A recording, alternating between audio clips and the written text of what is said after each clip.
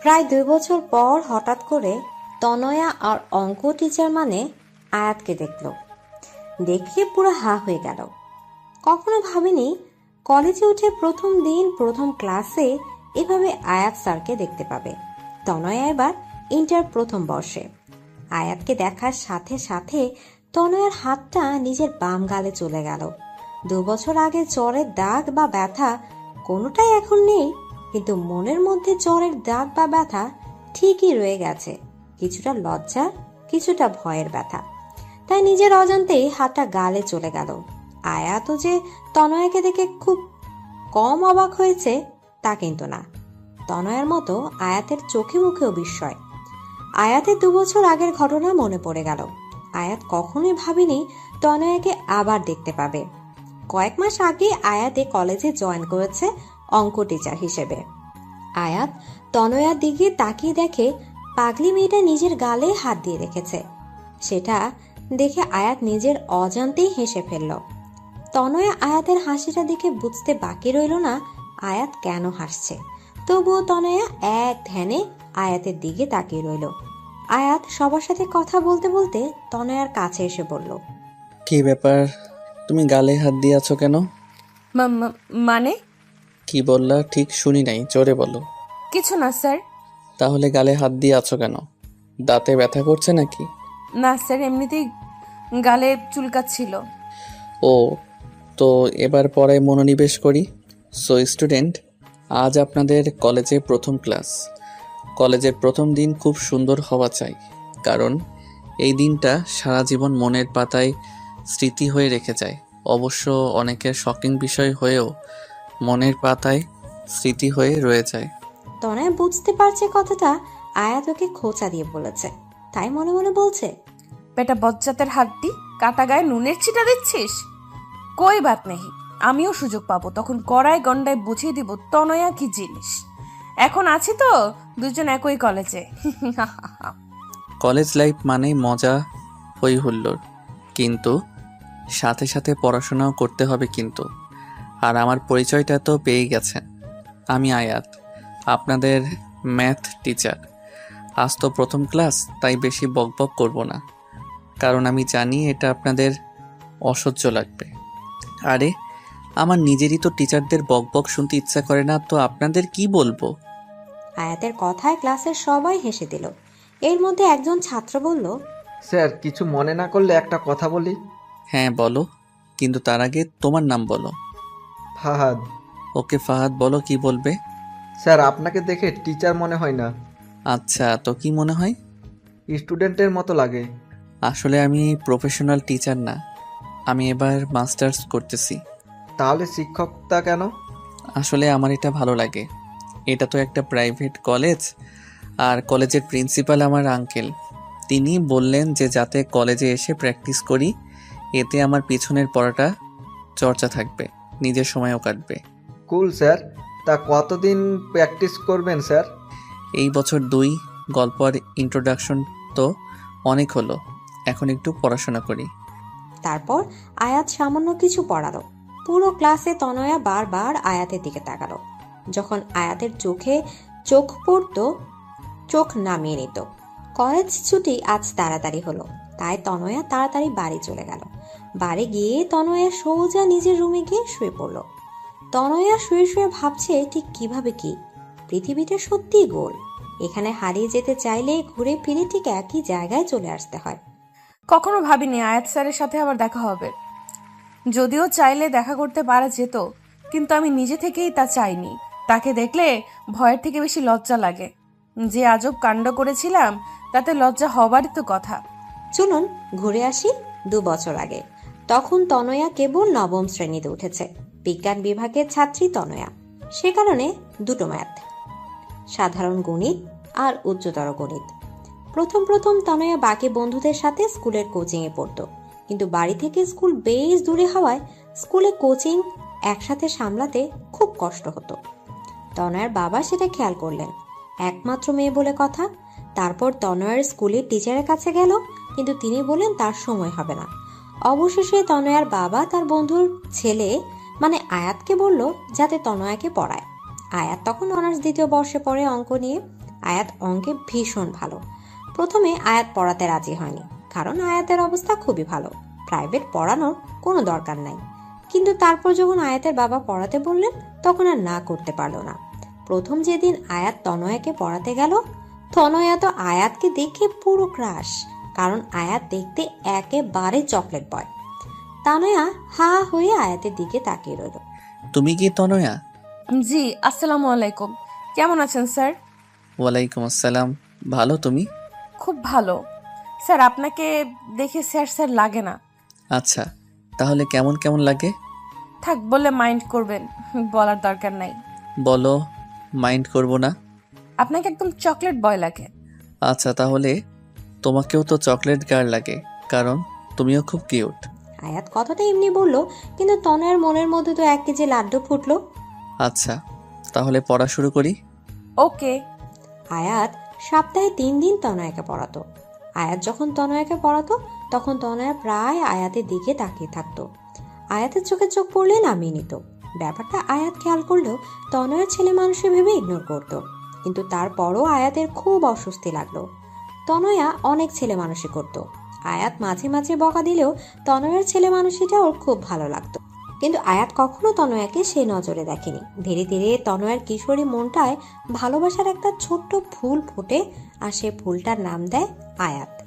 আয়াত তনয়ার হাব ভাব দেখে কিছুটা আঁচ করতে পারত, তাই ভাবলো তনয়াকে ইনডিরেক্টলি বুঝাতে হবে, কারণ এই বয়সে এই ধরনের কিছু হওয়াটা নর্মাল, কারণ বয়সটাই খারাপ।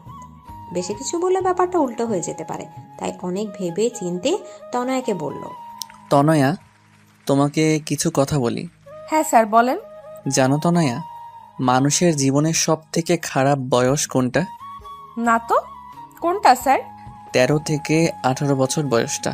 কেন স্যার? এই সময় মানুষ ছেলেবেলা আর ম্যাচিওর বয়সের মাঝামাঝি থাকে। এই বয়সে খারাপ জিনিসটা ভালো আর ভালো জিনিসটাকে খারাপ মনে হয়। এই বয়সের কিশোর কিশোরীদের শিক্ষণীয় কথা অসহ্য লাগে। এই বয়সে খারাপ জিনিসটা উপরের চাকচিক্য দেখে তার প্রতি আকৃষ্ট হয়ে ভুল করে, কিন্তু যখন বুঝতে পারে ভুল করছে, তখন করার মতো আর কিছু থাকে না। যে এই বয়সের ভ্রম থেকে নিজেকে বাঁচাতে পারবে, তার জীবনটা অনেক সুন্দর হবে। দেখো, এই বয়সে ভালো লাগা জিনিসটা মনের সাথে আষ্টে পৃষ্ঠে জড়িয়ে যায়। তখন বোঝা যায় না কোনটা ভালো লাগা আর কোনটা ভালোবাসা। ভালো লাগা আর ভালোবাসার মধ্যে আলাদা একটা পৃথিবী তৈরি হয়ে যায়। যেই পৃথিবীতে প্রথম প্রথম ফুলের সমারোহ থাকলেও কিছু দূর যেতেই দেখবে ফুলগুলো ঝরে গিয়ে সেখানে কাঁটার উৎপত্তি হয়েছে। আমি কি বলতে চাচ্ছি তুমি বুঝেছো? জি স্যার। কি বুঝলা? I love you. What? What না স্যার, উত্তরটা আই লাভ ইউ টু হবে। Just shut up. আমি তোমাকে এতক্ষণ কি বোঝালাম, সব কি তোমার মাথার উপর দিয়ে গেছে? না স্যার, এক কান দিয়ে ঢুকছে, অপর কান দিয়ে বের করে গিয়েছি। চুপ, একদম চুপ। তোমাকে বললাম না এই বয়সে কখনো ভালোবাসা হয় না, এটা হয় ভ্রম, নয় ভালো লাগা। No sir, I really love you. তোমার মতো ইডিয়েট মেয়েকে পড়ানো আমার পক্ষে সম্ভব না। Good bye. এই বলে রাগ করে হন হনিয়ে চলে গেল আয়াত। আর তনয় হা হয়ে আয়াতের যাবার পানে তাকিয়ে রইল আর ভাবছে, কি এমন বললাম? মেয়েরা প্রপোজ করলে ছেলেরা আরো খুশি হয়ে একসেপ্ট করে, আর এ তো উল্টো।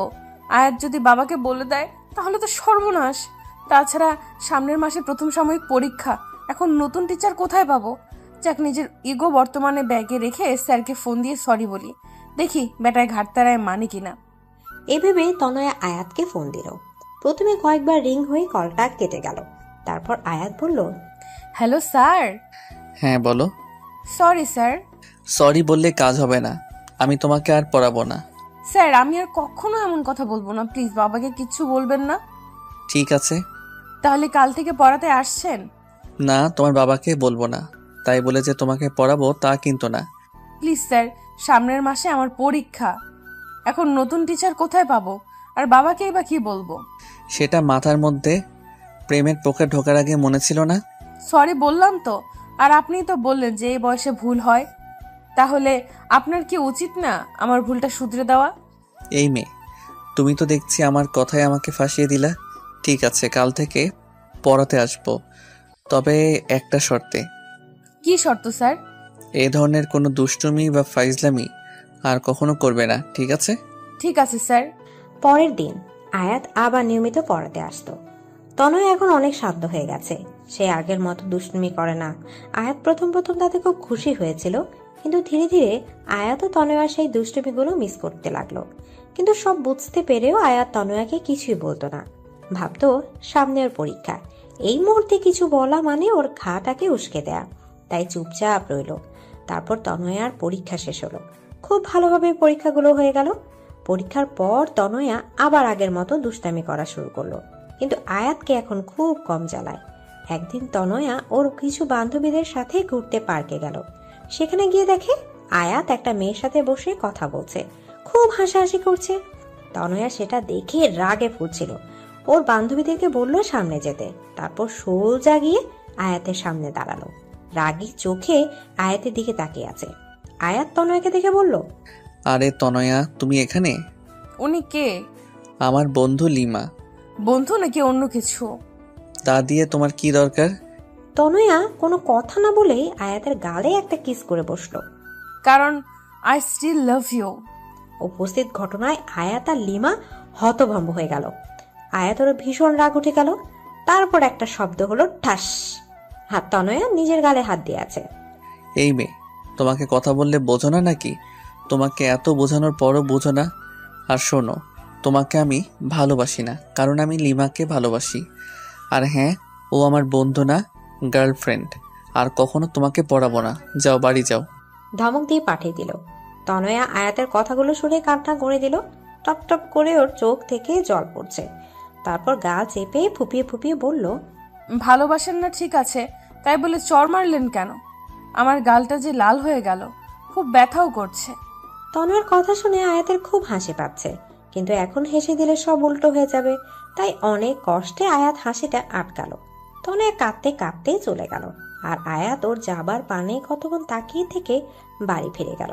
তনয়ার ফর্সা গা জলের কারণে লাল হয়ে গিয়েছে। রাতের বেলা তনয়া ওর বাবার সাথে বসে টিভি দেখছিল, তখনই ওর বাবার ফোনে ফোন আসলো। ওর বাবা তখন বলল আয়াত ফোন করেছে। ভয়ে তো তনয়ার হাত পা ঠান্ডা হয়ে যাবার উপক্রম, না জানে কি না কি বলে তার বাবাকে। তনয়ার বাবা ফোনে কথা শেষ হয়ে বললেন, আয়াত নাকি আর তনয়াকে পড়াতে পারবে না। কেন? আয়াতের নাকি কিছুদিন পর পরীক্ষা, প্রাইভেট পড়ালে নাকি ওর নিজের পড়ায় অসুবিধা হয়, তাই। তাহলে তনয়াকে কেন পড়াবে?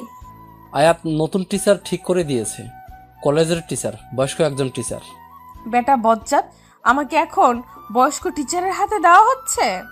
তোকে আমি দেখে নিব, কবে তা নিশ্চিত বলতে পারি না, তবে হতে পারে 5-10 বছর পর, কিন্তু দেখে অবশ্যই নিব। তারপর আর আয়াতের সাথে তনয়া দেখা হয়নি। তারপর তনয়া আর কারো সাথে রিলেশন তো দূরে থাক, কেউ প্রপোজ করলেও তাকে ধরে পিটাতো। তনয়া এসএসসি পরীক্ষায় জিপিএ 5 পেল। তারপর কিছুদিন আগেই কলেজে ভর্তি হলো, কিন্তু কপাল দুঃখে বলেন আর সুখে বলেন, প্রায় 2 বছর পর তনয়া আর আয়াতের আবার দেখা হলো। ও হ্যালো বন্ধুগণ, কল্পনা শেষ, এবার বর্তমানে ফিরে আসেন। পরের দিন তনয়া আবার কলেজে গেল। আজকে আয়াতের ক্লাস টাইমে তনয়া গিয়ে ক্লাসের পেছনের দিকটায় বসলো, আর এমন ভাবে বসলো যাতে আয়াতের বারবার দেখতে না হয়। মানে ওর সামনের বেঞ্চে লম্বা একটা ছেলে ছিল। আয়াত এসে বার ক্লাসের দিকে এদিক ওদিক চোখ বোলাচ্ছিল। তারপর দেখলো তনয়া ক্লাসের পেছনের দিকে নিচের দিকে তাকে চুপচাপ বসে খাতায় আঁকিবুকি করছে। আয়াত তনয়ার বেঞ্চের পাশে গিয়ে একটি কাশি দিল। আয়াত থেকে তনয়া তাড়াহুড়ো করে দাঁড়ালো আর হাতটা সোজা বাম গালে রাখলো। তনয়ের এই অবস্থা থেকে আয়াতের খুব হাসি পেল, কিন্তু হাসিটা চেপে রেখে বলল, কি ব্যাপার তনয়া? আমি ওখানে পড়াচ্ছি আর তুমি এখানে খাতায় কি আঁকছো? খাতাটা হাতে নিয়ে তনয়া পেট মোটা একটা কার্টুন এঁকেছে দেখে। What is this Tanaya? Sorry sir. Shut up! আমি বলছি ক্লাস টাইমে পড়ায় মনোযোগ না দিয়ে তুমি এসব কি আঁকছো? Sorry sir. It's okay, but not again. I remember sir. That's good. তারপর আয়াত আবার পড়ানো শুরু করলো, আর তনয়া মনে মনে আয়াতকে এক গাদা গালি বর্ষণ করলো। পরের দিন কলেজের ব্রেক টাইমে কয়েকজন স্টুডেন্ট মিলে ঠিক করলো অঙ্ক প্রাইভেট পড়বে, আর সবাই আয়াত স্যারের কাছেই পড়বে বলে ঠিক করেছে। কিন্তু তনয়া বলল তার কাছে না পড়ে অন্য কোনো টিচার দেখতে, কিন্তু সবাই মনস্থির করেছে আয়াত স্যারের কাছেই পড়বে, তাই সবাই মিলে আয়াতের কাছে গেল কথা বলতে, কিন্তু তনয়া গেল না। সবাই আয়াতকে পড়ানোর জন্য অনেক অনুরোধ করার পর আয়াত রাজি হলো, কিন্তু আয়াতের বাসায় এসে সবাইকে পড়তে হবে। সবাই তাতে রাজি হয়ে গেল। আয়াত তখন তনয়াকে খুঁজতেছিল, তারপর ভাবলো হয়তো তনয়া ওর কাছে পড়বে না। তনয়া ভাবছে পড়তে যাবে কি যাবে না। তারপর ভাবলো সব বন্ধুরা পড়তে পারলে আমি কেন পারবো না। আর আয়াত স্যারের প্রতি এখন কোনো ফিলিংস নাই। আবার নিজেই নিজেকে প্রশ্ন করলো, সত্যি কি তার প্রতি কোনো ফিলিংস নাই? আচ্ছা, একটা পরীক্ষা করে দেখি আয়াত স্যারকে আমি আজও ভালোবাসি কিনা। চোখ বন্ধ করে কতক্ষণ থাকবো? যদি আয়াত স্যারের চেহারা দেখি তাহলে বাসি, আর না আসলে তো নাই। আমি চোখ বন্ধ করলাম, কিন্তু কিছুক্ষণ চোখ বন্ধ করার পর তনয়া কেঁপে উঠলো। আরে আমি তো আয়াত স্যারকে ভুলেই গেছিলাম। তাহলে চোখ বন্ধ করলেই শুধু তাকে কেন দেখতেছি? আজব তো। কয়েকদিন পর থেকে সবাই আয়াতের বাসায় পড়তে গেল। সবাই আয়াতের বাসায় ঢুকে পড়লো, কিন্তু তনয়া ভিতরে যাবে কি যাবে না তা নিয়ে চিন্তা করছে। এর মধ্যে আয়াত দরজার সামনে এসে দাঁড়ালো। ভিতরে এলে তোমাকে খেয়ে ফেলবো না। আয়াতকে দেখলেই বাম গালে হাত দেওয়া তনয়ের এখন অভ্যাসে পরিণত হয়েছে। ভিতরে ঢুকে তনয়া দেখলো আয়াতের বাড়িটা বেশ সুন্দর করে সাজানো। একজন বলল, স্যার আপনি কি এখানে একা থাকেন? আরে না, বাবা মা মাসখানের জন্য গ্রামে গেছে, কিছুদিন পরই চলে আসবে। তোমরা পাশের রুমে যাও, সেখানেই সবাইকে পড়াই। সবাই আয়াতের বাসায় এসে তারপর বসে পড়ে, যে যার মতো গল্প করে, কিন্তু তনয়া চুপচাপ বসে বইয়ের দিকে তাকিয়ে থাকে। ইদানিং আয়াত খেয়াল করেছে তনয়া সে আগের তনয়া নাই। আগে সে দুষ্টুমি চাঞ্চল্য তার মাঝে আর নেই, একদম শান্ত প্রকৃতির। আয়াত তনয়ার এই রূপটা একদম পছন্দ করে না। প্রায় 4 মাস হয়ে গেছে আয়াত এখনো তনয়াকে দুষ্টুমি করতে দেখে না। কেমন যেন হয়ে গেছে, ঠিক যেমন পানির অভাবে একটি ফুল নেতিয়ে যায়, তনয়া ঠিক তেমনি নেতিয়ে গেছে। আয়াতের মনে হচ্ছে কোথাও না কোথাও ওর জন্য ওই নিজেই দায়ী। তাই আয়াত ঠিক করলো তনয়ের সাথে সরাসরি কথা বলবে। তনয়া শোনো। তনয়া তখন কলেজ শেষ করে বাড়ি যাচ্ছিল। আয়াতের ডাকে পেছনে ফিরল। আমাকে ডাকতেছেন স্যার? হ্যাঁ, তোমার সাথে আমার কিছু কথা আছে। হ্যাঁ বলুন স্যার। এখানে না, তুমি আজকে আমাদের বাসায় সবার যাবার আধা ঘন্টা আগে যাবে, যদি তুমি ফ্রি থাকো। কিন্তু স্যার। ভয় নেই, বাসায় বাবা মা সবাই আছে। বিশ্বাস না হলে আমাদের বাসার টেলিফোনে বা তোমার বাবাকে দিয়ে ফোন করিয়ে কনফার্ম হতে পারো। কি যে বলেন স্যার, আমি আপনাকে অনেক বিশ্বাস করি। ধন্যবাদ। বিকেলে কথা মতো তনয় অনেক আগে পড়তে গেল। দরজায় ডোরবেল বাজালো। দরজা আয়াতের মা খুলল। তাকে দেখে তনয়া সালাম দিলেন। আসসালামু আলাইকুম আন্টি। ওয়ালাইকুম আসসালাম। আরে তনয়া, তুমি কেমন আছো? জি আন্টি, ভালো। আপনি? খুব ভালো, ভিতরে আসো। আন্টি স্যার কোথায়? ওর রুমে। তুমি বসো, আমি ওকে নিচে পাঠিয়ে দিতেছি। আয়াত নিচে এসে তনয়ের পাশে বসলো। স্যার কি যেন বলতে চাইছিলেন? তনয়া, তোমার কি কিছু হয়েছে? না তো স্যার। কিন্তু কেন? না, তুমি সেই আগের তনোয়া আর নাই। কেন স্যার, আপনার এমন কেন মনে হলো? 2 বছর আগে যখন তোমাকে পড়াতাম, তখন তোমার মাঝে অন্যরকম একটা চাঞ্চল্য, দুরন্তপনা আর দুষ্টুমি ছিল, কিন্তু এখন সেটা তোমার মাঝে নেই। মনে হচ্ছে তুমি সেই তনয়াকে নিজের ভিতর বন্দি করে উপরে একটা মুখোশ পরে আছো। মনে হচ্ছে নিজেকে লুকাতে চাইছো কোথাও। এটার জন্য আমি দায়ী নই তো? না স্যার, সেরকম কিছু না। আপনি প্লিজ নিজেকে দায়ী করবেন না। আর স্যার, আপনি তো আমাকে বলেছিলেন ছেলে মানুষই সবসময় চলে না। আমি তাই ফলো করছি। নিজের ছেলে মানুষটাকে ঝেড়ে বুঝদার হবার চেষ্টা করছি। বুঝলাম তুই ম্যাচিওর হবার চেষ্টা করতেছো, কিন্তু তুমি কি খেয়াল করেছো বেশি বড় মানুষই দেখাতে গিয়ে তুমি নিজেকে হারিয়ে ফেলেছো? ঠিক জানি না। তাহলে জানার চেষ্টা করো। এভাবে নিজের থেকে যদি দূরে চলে যাও তবে খুশি থাকতে পারবে না। দেখো তনয়া, সবার একটা অতীত থাকবেই। সে তুলনায় তোমার অতীতটা নেহাত ছেলে মানুষই, কিন্তু তবু সেটা মনের মাঝে দাগ কেটে যায়। তারপরও অতীতটাকে বলে থাকাই ভালো নয় কি? কি বললাম বুঝলা কিছু? স্যার। তাহলে আবার আগের তনয়া হয়ে যাও, কেমন? তবে হ্যাঁ, দুষ্টুমির পরিমাণ কিন্তু আগের মতো রেখো না, কারণ আমি জানি তনয়ের দুষ্টুমি অন্যদের উপর কতটা ভারী পড়ে। কিন্তু স্যার, আমি আবার আগের তনয়া কিভাবে হব? সেটাও কি আমি বলে দিব? প্রশ্ন যখন আপনি তুলেছেন, উত্তরও আপনাকেই দিতে হবে, বুঝলেন? ওকে ওকে, প্রথমে নিজের মাথার মধ্যে বড় হবার যে চিন্তাগুলো আছে না, সেগুলো ঝেড়ে ফেলে দাও। তারপর আয়নার সামনে দাঁড়িয়ে নিজেকে দেখো, নিজের দুষ্টুমিগুলো নিয়ে ভাবো আর দুষ্টুমি করো। অনেক অনেক ধন্যবাদ স্যার। আর এই ম্যাচিওর হওয়ার চক্করে আমিও হাঁপিয়ে উঠেছিলাম।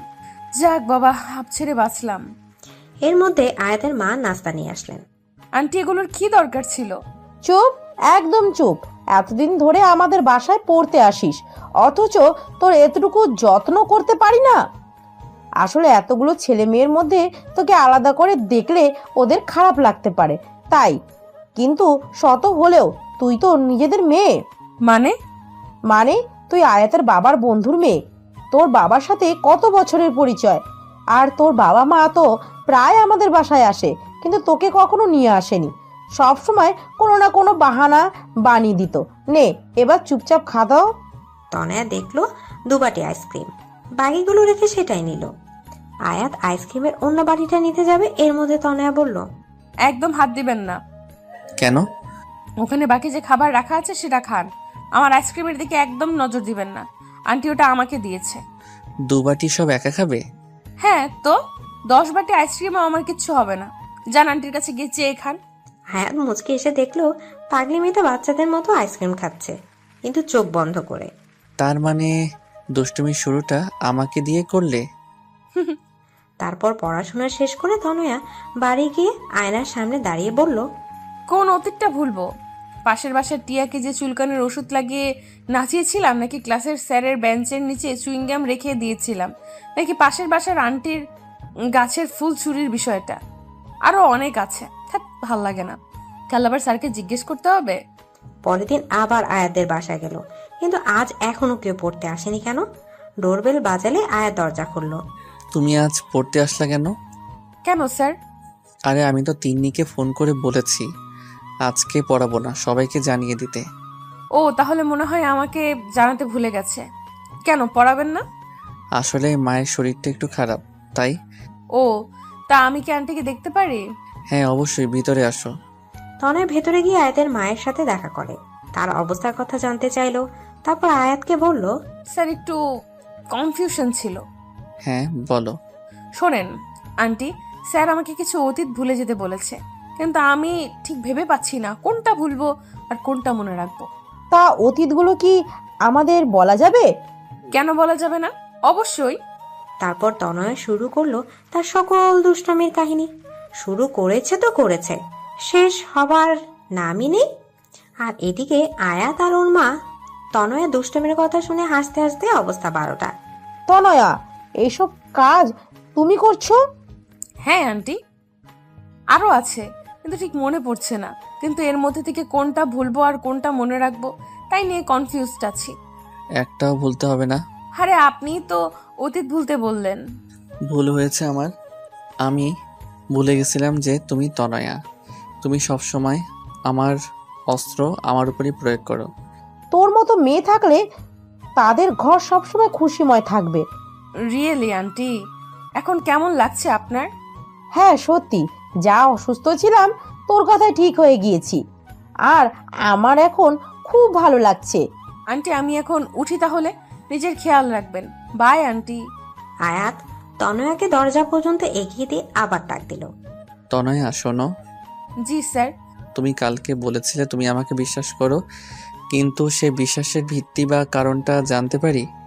এই 14-15 বছরের মেয়ে আপনাকে প্রপোজ করেছে, চাইলেই আপনি তার দুর্বলতার সুযোগ নিতে পারতেন, কিন্তু আপনি তা না করে মেয়েটাকে ভুল পথ থেকে ফিরিয়ে এনেছেন। বিশ্বাস করার জন্য এটাই যথেষ্ট নয় কি? স্যার আমি আপনাকে খুব শ্রদ্ধা করি। আর সাবধানে যেও। Bye sir. আয়াত তারপর দরজা আটকে ভেতরে যেতে শুনে তনয়ার চিৎকার। আয়াত দ্রুত দরজা খুলে হতভম্ব হয়ে গেল।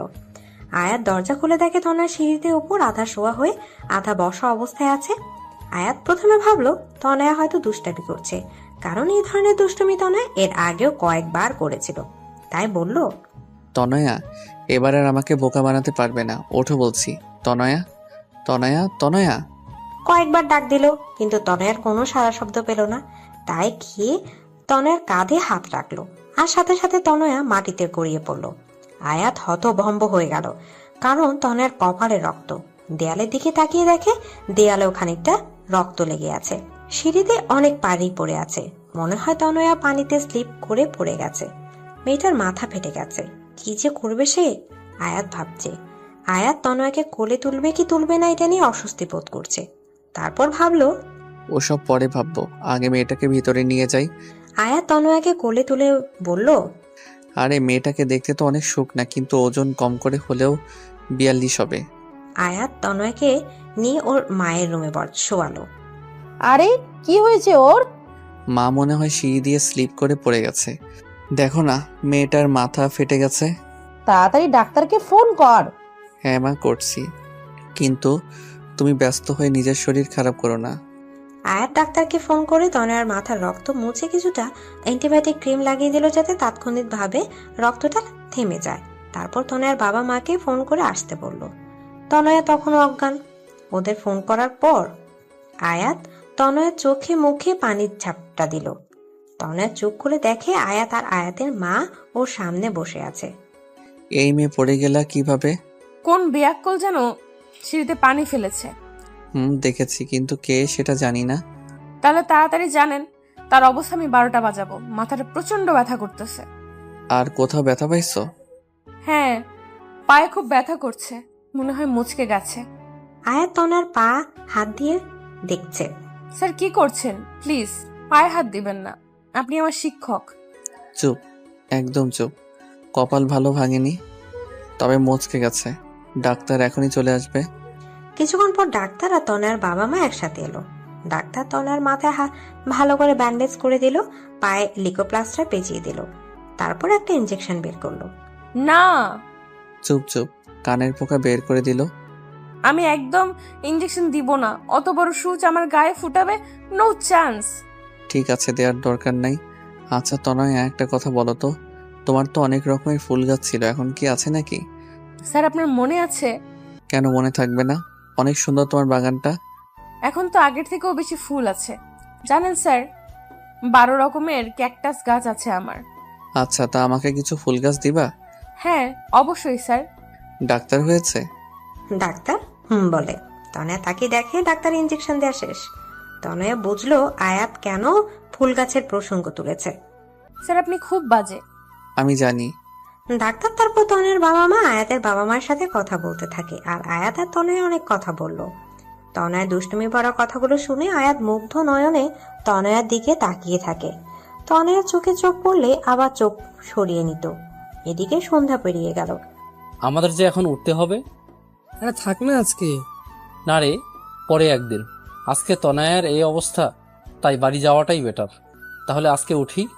কিন্তু তনয়া তো হাঁটতে পারে না, ও 3 তলা থেকে কিভাবে নামবে? সমস্যা নাই, আয়াত নামিয়ে দিবে। তনয়ার বাবা মা সবাই নিচে নামছে, সাথে আয়াতের বাবা মাও। কি ম্যাডাম রেডি? কিসের জন্য? আয়াত কোনো কথা না বলে তনয়াকে কোলে তুলে নিল। তনয়া হতভম্ব হয়ে গেল, আর প্রথমবার আয়াতের স্পর্শ পেয়ে শিহরিত হয়ে উঠল। ওর শরীরের প্রত্যেকটি পশম দাঁড়িয়ে গেল। কোনো কথা যেন মুখ থেকে বের হচ্ছে না, চুপচাপ চোখ বন্ধ করে আছে। আর আয়াত ওকে নিয়ে নিচে নামছে। তনয়া শোনো, তোমার হাতটা আমার কাঁধে রাখলে ভালো হতো, তোমার যা ওজন। তনয়া রাগান্বিত চোখে আয়াতের দিকে তাকিয়ে হাতটা আয়াতের কাঁধে রাখলো, আর আয়াতের চোখের দিকে তাকাতে অজানা এক আবেশে হারিয়ে গেল। তনয়া মনে মনে বলল, আরেকটা চান্স নেব নাকি স্যারকে ভালোবাসার? সাথে চটার কথাও মনে পড়ল। আর তনয়া হাতটা ওর বা গালে চলে গেল। আয়াত সেটা খেয়াল করে বলল, এই মেয়ে, তুমি আমাকে দেখলে সবসময় গালে হাত দাও কেন? এমন ভাব করছেন যেন কিছুই জানেন না। আয়াত তা দেখে হেসে দিল। তনয় দেখলো ওর নিচে নেমে প্রায় গাড়ির কাছে পৌঁছে গেল। তনয়ের বাড়িতে পৌঁছে দিয়ে আয়াত মনে মনে কি যেন ভেবে মুচকি হাসি দিল। তনয়েরা চলে গেল। সেদিন রাতে তনয় ভীষণ জ্বর আসলো। পরের 2 দিন তনয়কে ক্লাসে না দেখে আয়াত একেবারে অস্থির হয়ে গেছে। ফোনে অবশ্য খবর নিয়েছিল, তাই ভাবলো আজ তনয়াকে দেখতে যাবে। সেদিন বিকেলে আয়াত আর আয়াতের মা তনয়দের বাড়ি গেল। প্রায় 2 বছর পর আয়াত তনয়দের বাড়ি আসলো। বাড়ির চারপাশ তাকিয়ে মনে মনে বলছে, মেয়েটা সত্যি বলেছে, ওর ফুলের বাগানটা আগের থেকে অনেক বড় করেছে। নিজে যেরকম ফুলের মতো দেখতে, তেমনি তার ফুলের শখ। আয়াতকে দেখে তো তনয়ার মা খুব খুশি। আয়াত তাকে সালাম দিয়ে কুশলাদি বিনিময় করে বলল, আন্টি তনয়া কেমন আছে? আর বলো না, দুদিন জ্বরের কারণে ছোট বাচ্চাদের মতো জ্বালিয়েছে। আজ সারাদিনে কিছু খাওয়াতে পারিনি। দেখো এখনো কাঁপটি মেরে শুয়ে আছে। আন্টি কিছু মনে না করলে আমি একবার চেষ্টা করে দেখতে পারি? আরে এতে মনে করার কি আছে? এই নাও খাবার। তনয়া রুমে আছে। আয়াত আস্তে করে রুমে ঢুকে দেখে তনয়া বাচ্চাদের মতো গুটিসুটি মেরে শুয়ে আছে। আয়াত তনয়ার রুমের দিকে তাকিয়ে হেসে দিল। বাচ্চাদের মতো সারা রুম কার্টুনে পিক টানানো।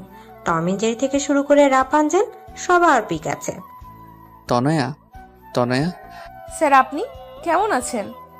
আমি তো ভালো, বাট তুমি নিজের কি অবস্থা করেছো? স্যার আমি তো ঠিক আছি। হ্যাঁ, দেখেই বোঝা যাচ্ছে কতটা ঠিক আছো। এবার খাবারটা খেয়ে নাও। না, খাবার খেলেই আমার বমি পায়, আর খাবারগুলো খুব তেতো। খাবার না খেলে আরো বেশি দিন অসুস্থ থাকবে। থাক, তবুও খাবো না। তুমি কি 2 দিন তোমার বাগানে গেছিলা?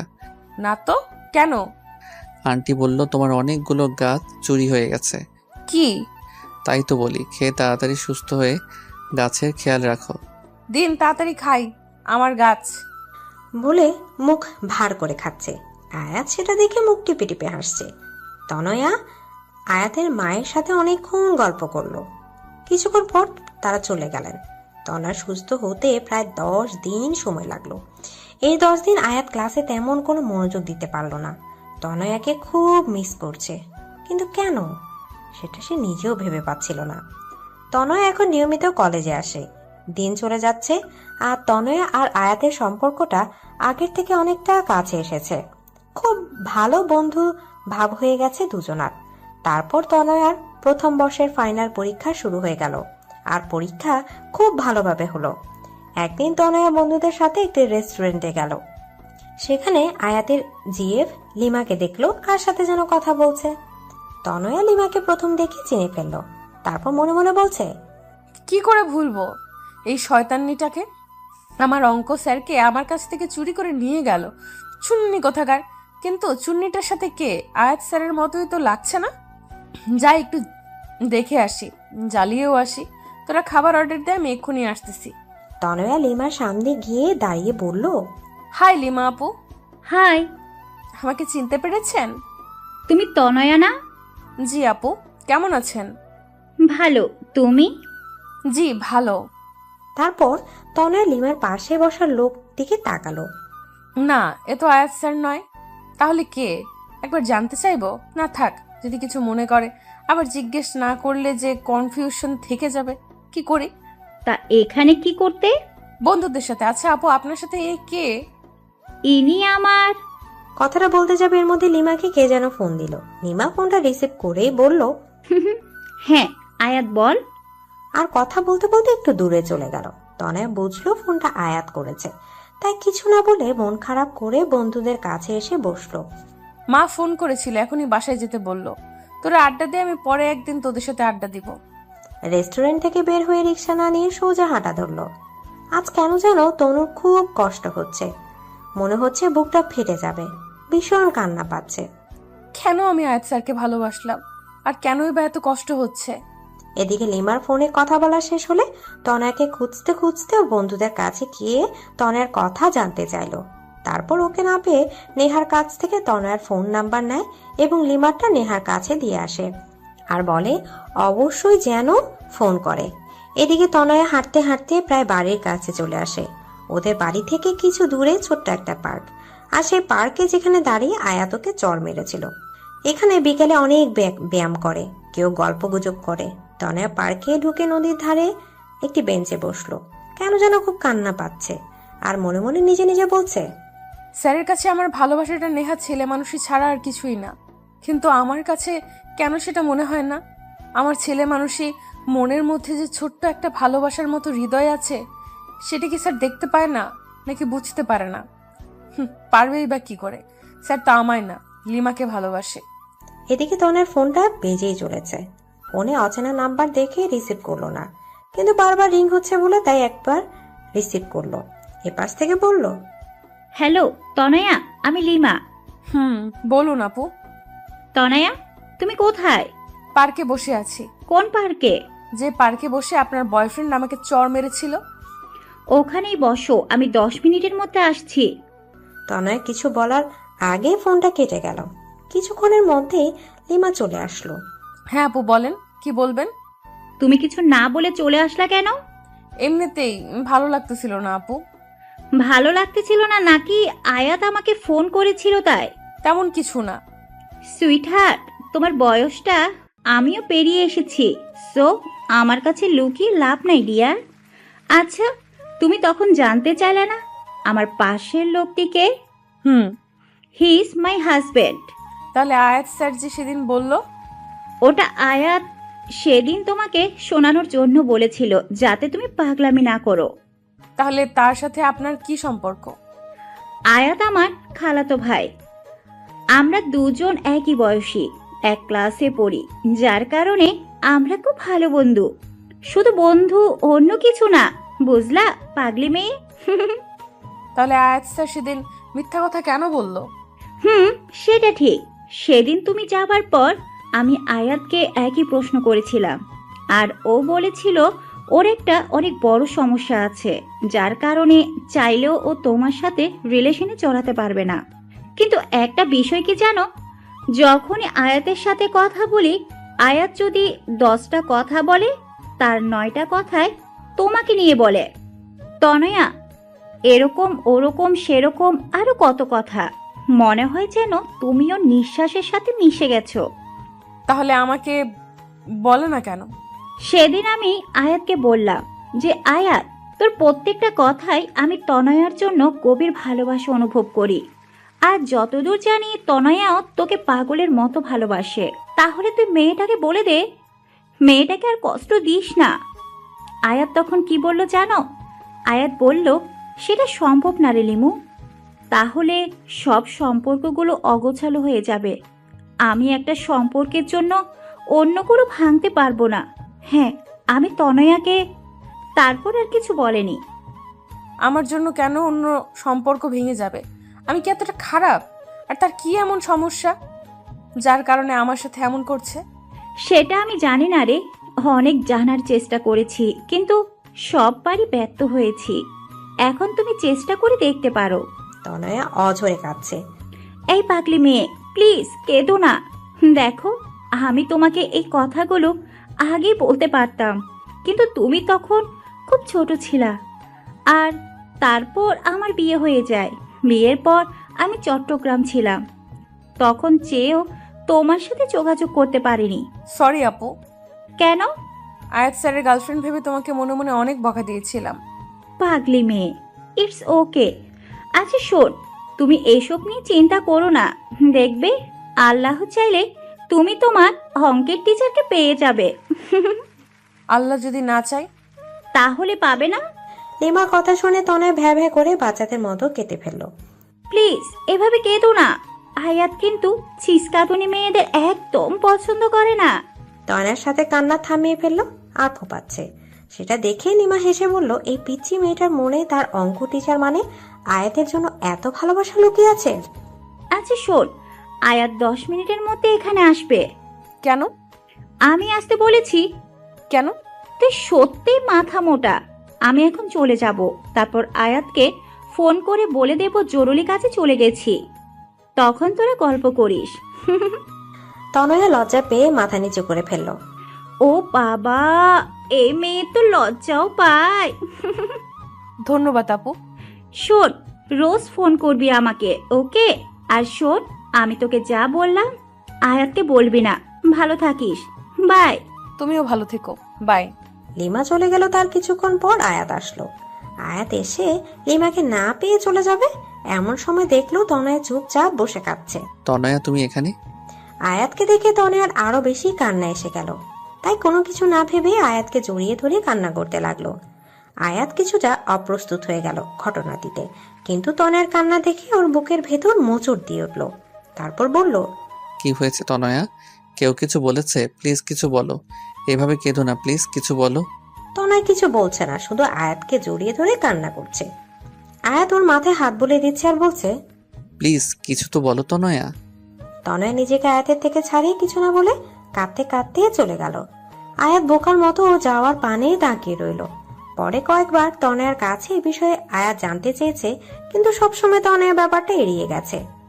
3 মাস পর ঠাস, আজ আয়াত তনয়াকে সর্বসম্মুখে আবারও একটা চড় মারল। কিন্তু কেন? আয়াত পার্কে বসে আবার তনয়াকে একটা চড় মারল। পার্কের অনেক লোক তাকিয়ে আছে এই অবস্থা দেখে। তনয়া গালে হাত দিয়ে দাঁড়িয়ে আছে। আজ ওর চোখ থেকে অশ্রু নদী বইছে না, কিন্তু খুশিতে চোখ দুটো ছলছল করছে।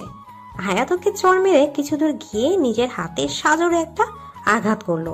তনয়া দৌড়ে গিয়ে ওর হাতটা ধরে বলল, মাথা ঠিক আছে আপনার? আয়াত কোনো কথা না বলে তনয়াকে নিজের বুকের সাথে শক্ত করে চেপে ধরলো। তনয়া হতবাক হয়ে গেল। তনয়া নিজেকে ছাড়ানোর চেষ্টা করছে, কিন্তু পারছে না, কারণ আয়াত ওকে এতটা শক্ত করে জড়িয়ে ধরে আছে। তনয়া চেষ্টা করেও নিজেকে ছাড়াতে পারছে না। নেহা আর নয়ন ওদের দিকে তাকিয়ে মুচকি মুচকি হাসছে, কারণ ওদের প্ল্যান কাজে দিয়েছে। প্ল্যানটা কি? চলুন 3 মাস আগে। লিমার সাথে কথা বলার পর তনয়া অনেকবার বিভিন্নভাবে আয়াতের সমস্যাটা জানতে চেষ্টা করেছে, কিন্তু সববারই ব্যর্থ হয়েছে। তাই ভাবলো, আয়াত স্যার যেমন লিমার নাম করে আমাকে খেপিয়েছে, তেমন কিছু করলে কেমন হয়। তাই নেহার সাথে কথা বলল, কারণ নেহা তনয়ের বিষয়ে প্রায় সব কথাই জানে। তাই নেহা বলল, সেটাই ঠিক হবে, তুই অন্য কারোর সাথে রিলেশন কর, শুনলে আয়াত স্যার ভীষণ হিংসা হবে। কিন্তু নকল বয়ফ্রেন্ড কোথায় পাবো? এক কাজ কর, আমার বয়ফ্রেন্ড মানে নয়নকে কয়েকদিনের জন্য ধার নে। আর আমার আর নয়নের সম্পর্কের কথা তো তেমন কেউ জানে না, তাই সন্দেহ হবে না। নয়নকে আমি বুঝিয়ে বলবো, শুধু দুইজন আয়াত স্যারের সামনে হেসে হেসে কথা বলবি, আর কিছু করবি না। কিন্তু নয়ন কিন্তু আমার, মনে রাখিস। চুপ। আমার টেস্ট অতটা খারাপ না যে অন্যের ইউজ করা জিনিস নিজে ব্যবহার করব। আমার জন্য তো আমার অঙ্ক টিচারই ঠিক আছে। পরের দিন থেকে প্ল্যান মতো কাজ করা শুরু করলো। আয়াত ক্লাসে আসলে তনয়া নয়ন এর সাথে কথা বলতো, হাসাহাসি করতো। কলেজ থেকে প্রায় একসাথে যেত, এমনকি আয়াতের বাসায় কেউ দুজন একসাথে বসতো, কথা বলতো। আয়াত সেগুলো নোটিশ করতো আর ভীষণ রাগী চোখে তনয়ার দিকে তাকাতো। তনয়া সেগুলো দেখে মনে মনে হাসতো। তো সেদিন আয়াত পার্কে আসবে সেটা তনয়া জানতো, তাই আগে থেকে নয়নের সাথে পার্কে গিয়ে বসে কথা বলছে আর জোরে হাসছে। সেটা দেখে আয়াতের পা থেকে মাথা পর্যন্ত গরম হয়ে গেল। সাথে সাথে গিয়ে তনয়ার সামনে দাঁড়ালো। তনয়া হাতটা টেনে ধরে দাঁড় করিয়ে ঠাস। আয়াত এখন তনয়াকে জড়িয়ে ধরে আছে। তনয়াও এখন নিজেকে ছাড়ানোর বৃথা চেষ্টা করছে না। আয়াতের বুকে কান পেতে ও হৃদয়ের আওয়াজটা শোনার চেষ্টা করছে। চোখ বন্ধ করে অনুভব করছে ও হৃদয়ের আওয়াজটা। হঠাৎ কি একটা মনে করে আয়াত তনয়াকে ছেড়ে দিয়ে চলে যেতে চাইল। এবার তনয়া আয়াতের হাতটা টেনে ধরল। দাঁড়ান। আয়াত মাথা নিচু করে দাঁড়িয়ে আছে। যখন তখন আমাকে চড় মারবেন, আবার জড়িয়ে ধরবেন। আমার গালতে কি বাংলা লিঙ্ক থামে পাইছেন? চড় মারলেন তো মারলেন, তারপর টানা 10 মিনিট জড়িয়ে ধরে রাখলেন। দেখেন লোকজন কেমন করে তাকিয়েছে। আপনার সমস্যাটা কি বলবেন? কোনো সমস্যা নাই, আমার কাজ আছে। যতই কাজ থাকুক, আমার প্রশ্নের উত্তর না দিয়ে যেতে পারবেন না। আমি তোমার প্রশ্নের উত্তর দিতে বাধ্য নই। বাধ্য, 100 বার বাধ্য। স্যার আমি জানি আপনি আমাকে, কিন্তু আপনি কেন আমায় ইগনোর করছেন সেটা বলবেন প্লিজ। আর হ্যাঁ, নয়নের সাথে আমার কোনো সম্পর্ক নাই। এতদিন যা দেখেছেন সবটাই আপনাকে রাগানোর জন্য। তনয়া, তোমার বয়স কত? আপনার তো অন্য কিছু বলার কথা। আগে বলো, তারপর বলছি। 17 বছর। 18 বছর হতে কতদিন বাকি? এইচএসসি পরীক্ষার বাকি তো প্রায় 5 মাস, আর পরীক্ষার মধ্যেই 18তে পা দিব। তোমার প্রশ্নের জবাবগুলো আমি তোমার এইচএসসি পরীক্ষার পর দিব, কিন্তু তার আগে তোমাকে আমাকে একটা ওয়াদা করতে হবে। কি ওয়াদা? তোমাকে পরীক্ষায় ভালো রেজাল্ট করতে হবে। যদি তা না করো তাহলে আর আমার সাথে কথা বলার চেষ্টাও করবে না। ওকে, ডান। তনয়া পরের দিন থেকে কলেজে যেত। আয়াত ক্লাস করাতো, কিন্তু তনয়ার দিকে তাকাতো না পর্যন্ত। তনয়ার মনে মনে খুব অভিমান হতো আয়াতের উপর। এমনকি আয়াতের বাসায় পড়তে গেলেও আয়াত চুপচাপ পড়াতো, কিন্তু সহজে তনয়ার দিকে তাকাতো না। আয়াতের এমন আচরণে তনয়ার খুব কষ্ট লাগতো। আয়াতের এভাবে ইগনোর করাটা তনয়া মেনে নিতে পারছিল না। কয়েক মাস মাত্র বাকি পরীক্ষার, তাই কলেজ কমিটি আর সারা মিলে সিদ্ধান্ত নিল সব পরীক্ষার্থীদের নিয়ে কক্সবাজারে ঘুরতে যাবে। যেহেতু সব টিচাররা যাবে, তাই আয়াতও তাদের সাথে যাবে। তনয়া সেটা শুনে ভাবলো, আমি গেলে হয়তো স্যার ঠিকমতো এনজয় করতে পারবে না, তার থেকে আমার না যাওয়াটাই বেটার। তাই ওর বন্ধুদের বললেও যাবে না। সেটা নেহা আয়াতকে বলে দেয়। পরের দিন আয়াত ক্লাসে এসে বলে, স্টুডেন্ট, এটা একটা শিক্ষা সফর। আমার মতে এখানে সবার যাওয়া উচিত। কেউ নিজের ব্যক্তিগত সমস্যা এটার মধ্যে টেনে না আনলেই বোধহয় ভালো হবে। তনয়া বুঝলো আয়াত কথাগুলো ইনডিরেক্টলি তনয়াকে বলেছে। তনয়া তারপর কি ভেবে যেন যাওয়ার জন্য রাজি হয়ে গেল। আগে আয়াত যতটা না তনয়াকে ইগনোর করতো, তনয়া এখন তার থেকে 3 গুণ বেশি আয়াতকে ইগনোর করে। এসব করতে তনয়ার কষ্ট হয় ঠিকই, কিন্তু এছাড়াও পায়নি। কিন্তু তবুও আয়াতের উপর রাগ দেখে কাজগুলো করে। আজ ওরা সবাই শিক্ষা সফরে যাচ্ছে। 3টা বাস, প্রত্যেকটা বাসে টিচার আছে। কপাল গুনে আয়াত তনয়ার বাসেই উঠল এবং নেহা বুদ্ধি খাটিয়ে আয়াতকে তনয়ার পাশেই বসিয়ে দিল।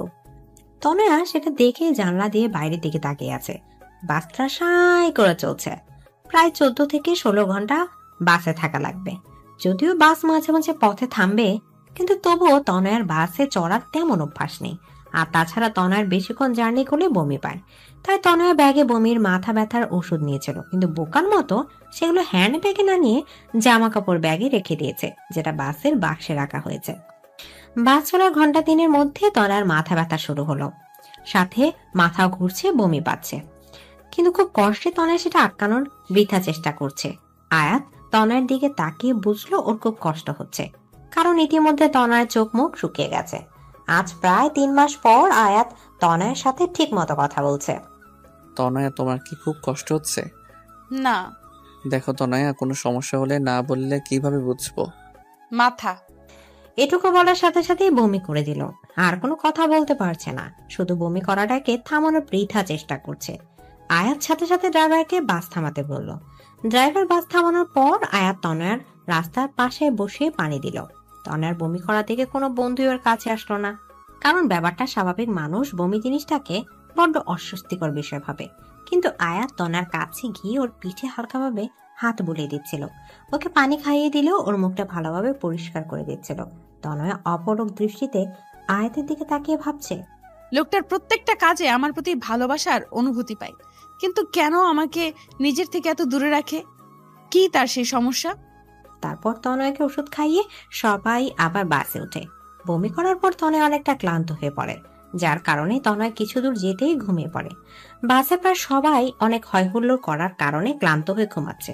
আয়াত দেখলেও তনয়ার মাথাটা বারবার নিচের দিকে পড়ে যাচ্ছিল, যেমন ঘুমের মাঝে মানুষের হয়।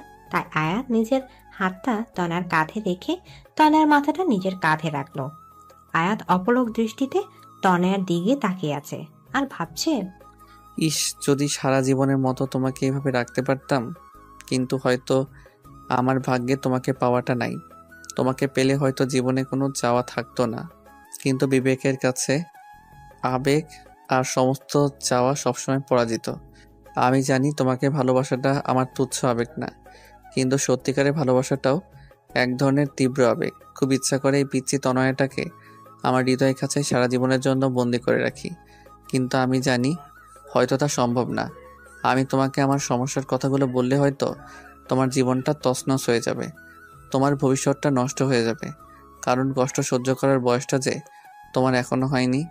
আয়াত তনয়ার দিকে তাকিয়ে থাকতে থাকতে ঘুমিয়ে পড়ে। কিছুক্ষণ পর তনয়ার ঘুম ভাঙে, কিন্তু তনয়ার মনে হচ্ছে কারো হৃদয়ের মাঝে আছে ও।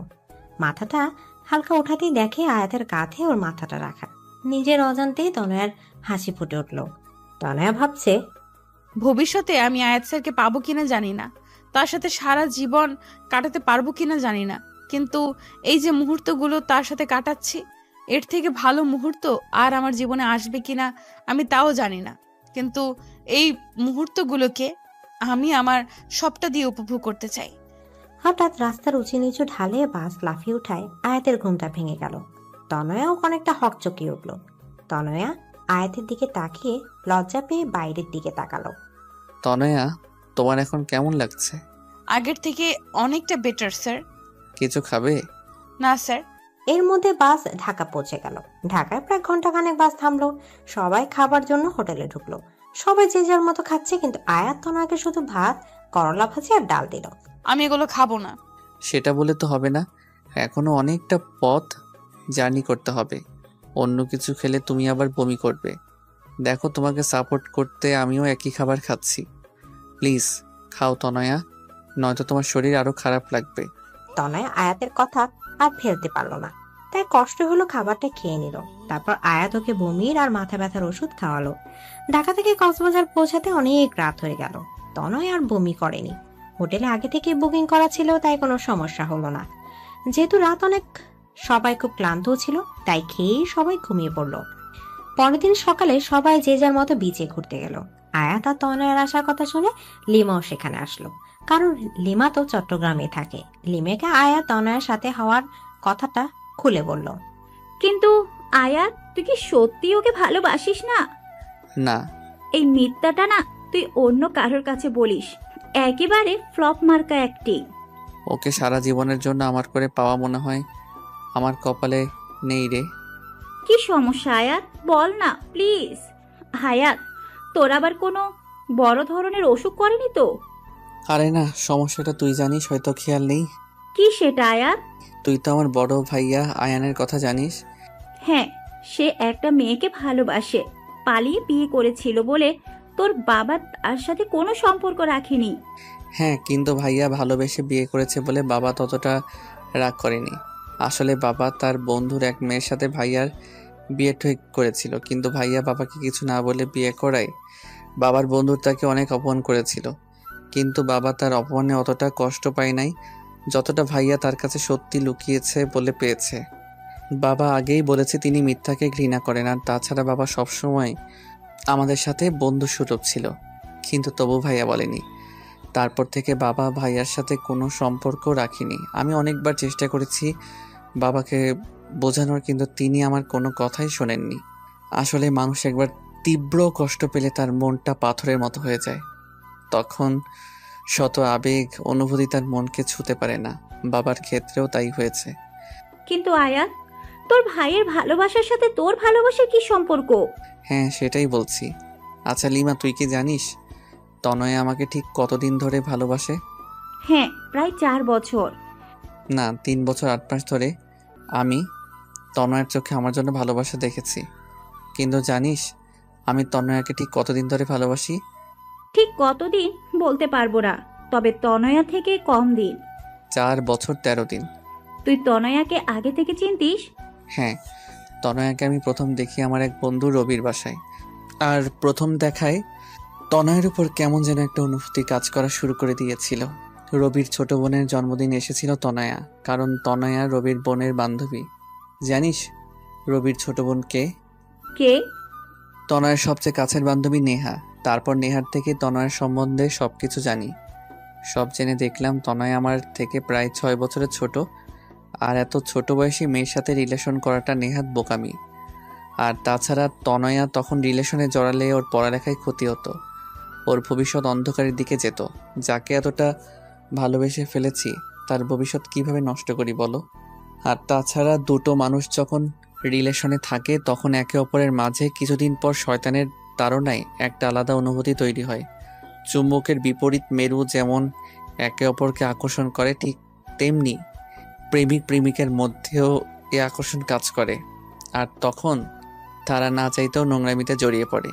আমি তো ছেলে, নোংরামি করে পার পেয়ে যেতাম, কিন্তু আমার তনয়া তো ছোট, ও হয়তো সমাজের প্যাঁচ বুঝতে না পেরে নিজের ক্ষতি করে বসতো।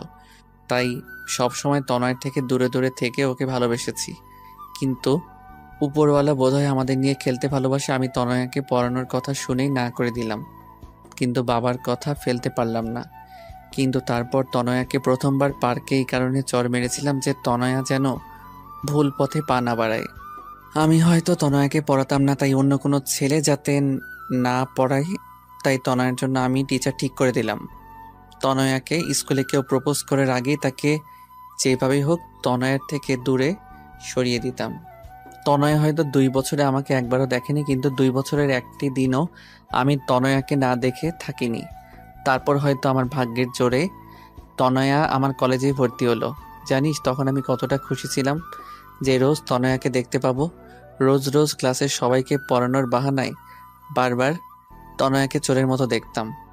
কিন্তু তার কিছুদিন পরই ভাইয়া ওই ঘটনাটা ঘটালো। তারপর তনয়া যখন সিঁড়ি দিয়ে পড়ে গিয়ে ব্যথা পেয়েছিল তখন ওর অবস্থা দেখে আমার প্রচণ্ড কষ্ট হতো। তনয়া সুস্থ হওয়ার পর কয়েক মাস খুব সুন্দর ছিল জানিস। তনয়ের সাথে খুব ভালো বন্ধুত্ব হয়ে গেছিল, কিন্তু সমস্যাটা হলো কয়েক মাস আগে। তারপর থেকে আমি তনয়াকে অ্যাভয়েড করে চলতে থাকি। কি হয়েছে কয়েক মাস আগে? কয়েক মাস আগে একদিন রাতে বাবা আমায় বলল, আয়াত, তোকে কিছু কথা বলবো, রাখবি? কেন রাখবো না বাবা, বলো কি বলবা। তোর ভাইয়া তো আমার কোনো কথা শুনেনি, আমার সম্মানের কথাও ভাবেনি, কিন্তু আমি তোকে সব থেকে বেশি ভরসা করি।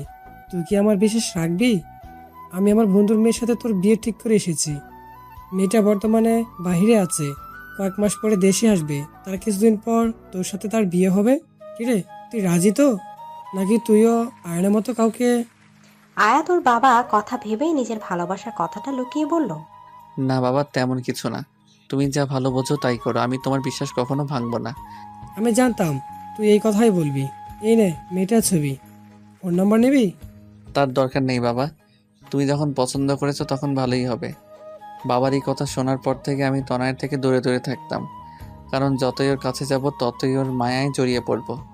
কিন্তু পাজি মেয়েটা আমায় খেপানোর জন্য নয়নের সাথে কথা বলা নাটক করলো।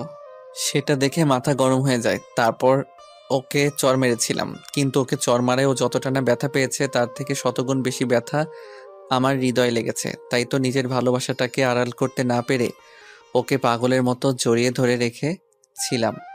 আমি যদি তনয়াকে সব কথা বলি, মেয়েটা পাগলের মতো হয়ে যাবে, লেখাপড়ার অবস্থা খুব খারাপ হয়ে যাবে। তাই তো ওকে বলেছি ওর পরীক্ষার পর ওকে সব সত্যিটা বলে দেব।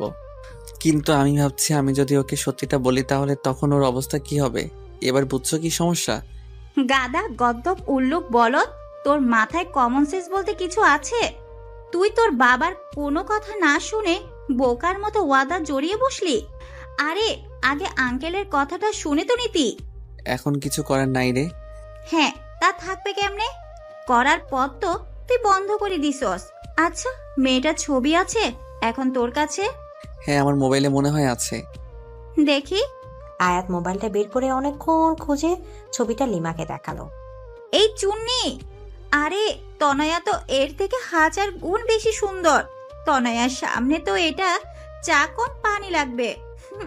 আচ্ছা, মেয়েটার সাথে কথা বলেছিস? তোর মাথা ঠিক আছে না? তোর উপর যা রাগ হচ্ছে না, আমি যদি তনয়ার জায়গায় থাকতাম না তবে তোকে মেরে এই সমুদ্রে ফেলে দিতাম।